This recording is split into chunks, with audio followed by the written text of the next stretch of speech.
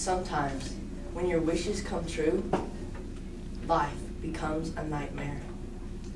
Mr. White's longtime friend, Morris, has recently given him a monkey's paw, which is said to have the power to grant 3 wishes. However, these wishes are granted in such a horrible manner that the wishes themselves become a curse. Unfortunately, Mr. White pays no heed to these warnings and proceeds with his wish. Andrew Jones presenting A Cutting from the Monkey's Paw by W.W. Jacobs.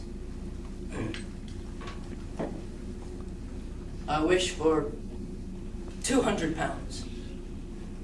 Well, I don't see the money, and I bet I never shall. Even though Herbert loved his father, he made it clear that he thought the whole thing was a joke. Just think, the idea of our listening to such nonsense. How could wishes be granted in these days? Morris said that the things happened so naturally that you might, if you so wished, attribute it to coincidence. The next day, Herbert left for work, still laughing at his father's fears. The day passed quickly, and that night, at the dinner table, Mrs. White struck up a conversation. Herbert will have some more of his funny remarks when he gets home, I expect. I dare say. But for all that, what's the matter? His wife made no reply. She was watching the mysterious movements of a man outside who, peering in an undecided fashion at the house, appeared to be trying to make up his mind to enter. She brought the stranger, who seemed ill at ease, into the room. I was asked to call. I come from Maud Megan's. The old lady started. Is anything the matter? Has anything happened to Herbert? What is it? What is it? There, Mother. Sit down and don't jump to conclusions. You've not brought bad news, I'm sure, sir. I'm sorry. Is he hurt? Oh, badly hurt, I'm afraid. But he's not in any pain. Oh, thank God. Thank God for that.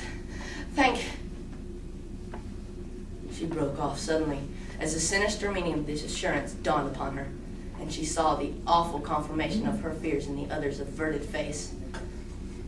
He was caught in the machinery. Caught in the machinery? Yes. I was to say that Maud Megan's disclaim all responsibility. They claim no liability at all.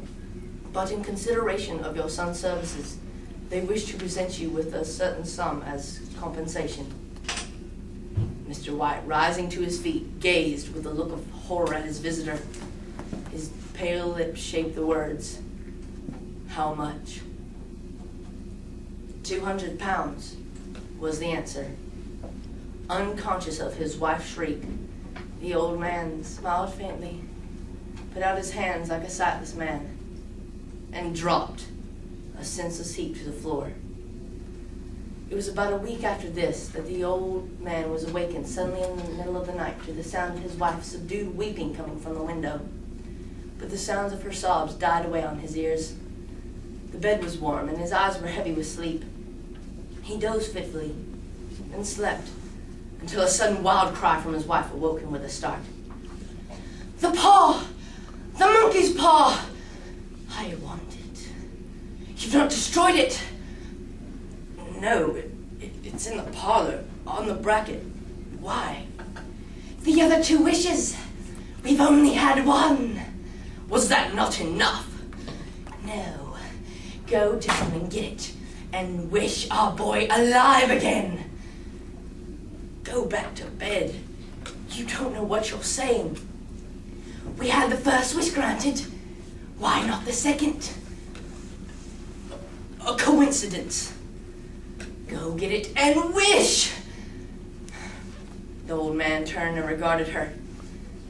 "He has been dead 10 days now, and I would not tell you else, but I could only recognize him by his clothing. If he was too terrible for you to see then, how now? Bring him back. Did you think that I feared the child that I had nursed? The old man went down into the darkness and found himself in the small passageway with the unwholesome thing in his hand. As he entered the room, even his wife's face seemed changed. It was white and expectant, and to his fears seemed to have an unnatural look upon it. He was afraid of her. Wish. I wish my son alive again. The talisman fell to the floor and he regarded it fearfully. He sank into a chair as his wife, with burning eyes, walked to the window and raised the blind. Mr. White crept back to bed. A few minutes later, Mrs. White came silently and apathetically beside him. He lay there for some time, screwing up his courage. Then he finally struck a match and went downstairs for a candle. But at the foot of the stairs, the match went out. And at the exact same moment, a knock sounded on the front door. He turned and fled swiftly back to his room and closed the door behind him. Another knock sounded through the house. His wife sat up in bed, and with the realization that it was Herbert, she ran to the door, but her husband was before her, and catching her by the arms, held her tightly.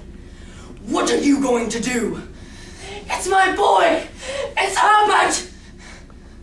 With a sudden wrench, the old woman broke free and ran from the room. He heard the chain rattle back, and the old woman's voice panting, "The bolt! The bolt! Come down! I can't reach it!"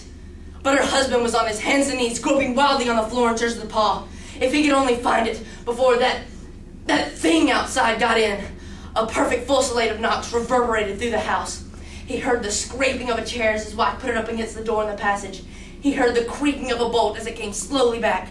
And finally, he found the monkey's paw and frantically breathed his third and last wish. The knocking ceased suddenly, although the echoes of it were still in the house. He heard the chair drawn back and the door opened.